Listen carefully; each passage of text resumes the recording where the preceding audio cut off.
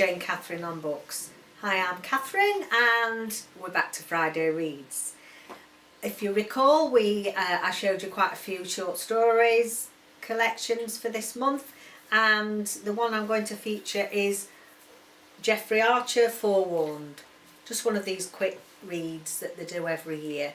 And I wasn't aware actually that Jeffrey Archer did short stories, but yeah, I've been quite surprised how I've really enjoyed them. Not that I'm quite surprised because it's Jeffrey Archer. I know he has done some great books that I've read in the past, Cain and Abel, etc.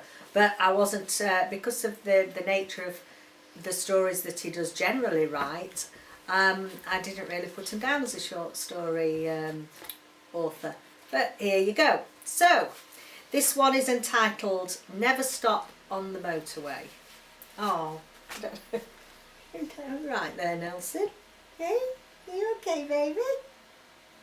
Hey, Nelson's come to join for a read, aren't you? Read along with Mum. Okay. He might jump off again in a minute, as soon as I start talking. Okay, we're ready. The next signpost showed 3 diagonal white lines, warning her that she ought to be on the inside lane if she meant to leave the motorway at the next junction. She kept the car in the outside lane at 100 miles an hour until she spotted a large enough gap. 2 white lines appeared by the roadside. Dinah knew she would have only one chance to make her escape. As she passed the sign with a single white line on it, she suddenly swung across the road at 90 miles an hour, causing cars in the middle and inside lanes to throw on their brakes and blast out their angry opinions. But Diana didn't care what they thought of her, because she was now travelling down the slip road to safety and the black van was speeding on up the A1. She laughed out loud with relief. Whew. To her right she could see the steady flow of traffic on the motorway, but then her laugh turned to a scream as she saw the black van cut sharply across the motorway in front of a lorry, mount the grass verge and career into the slip road, swinging from side to side. It nearly drove over the edge and into a ditch, but somehow managed to steady herself, ending up a few yards behind her, its lights once again glaring through her rear windscreen. When she reached the top of the slip road, Diana turned left in the direction of the farm, frantically trying to work out what she should do next. The nearest town was about 12 miles away on the main road, and the farm was only 7, but 5 of those miles were down a winding, unlit country lane. She checked her petrol meter. It was nearing empty, but there should still be enough in the tank for her to consider either option. There was less than a mile to go before she reached the turning, so she had only a minute in which to make up her mind. With 100 yards to go, she settled on the farm. Despite the unlit lane, she knew every twist and turn, and she felt confident that her pursuer wouldn't. Once she reached the farm, she could be out of the car and inside the house long before he could catch her. In any case, once he saw the farmhouse, surely he would flee. The minute was up. Diana touched the brakes and skidded onto the country road lit only by the moon. Diana banged the palms of her hands on the steering wheel. Had she made the wrong decision? She glanced up at her rear-view mirror. Had he given up?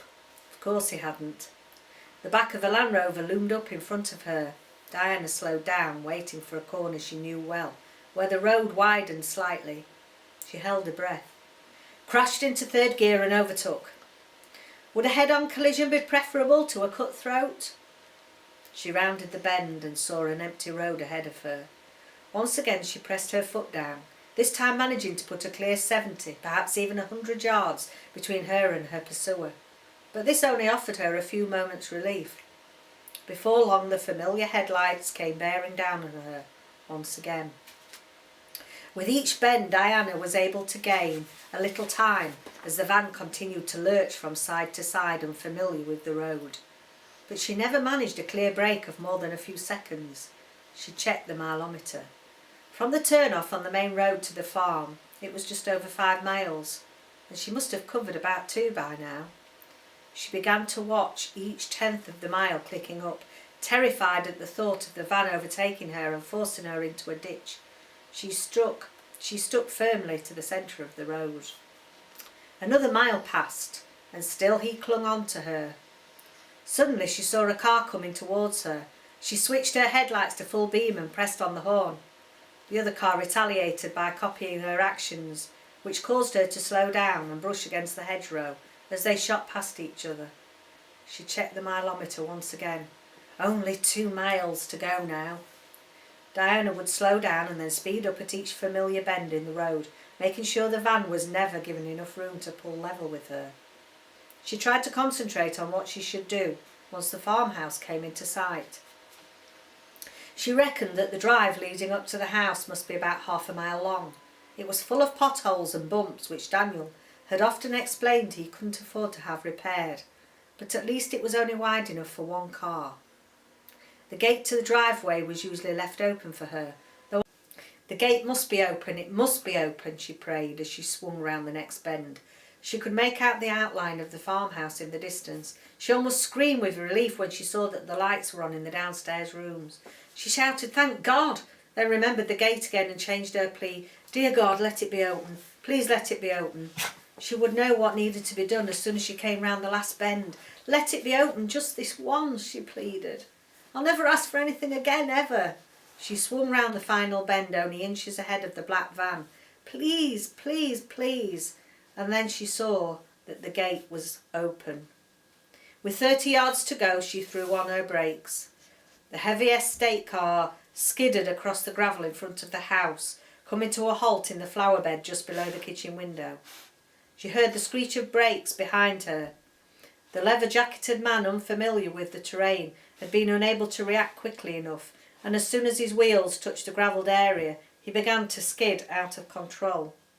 A second later, the van came crashing into the back of the car, slamming it against the wall of the house and shattering the glass in the kitchen window.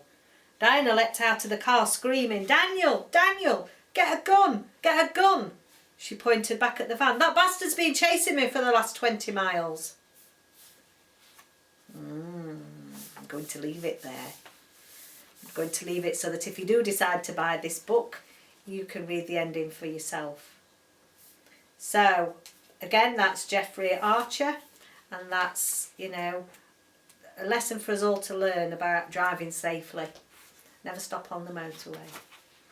So, thank you for joining me again for this Friday Reads, and I've got a whole new selection of short stories for you in the month of November.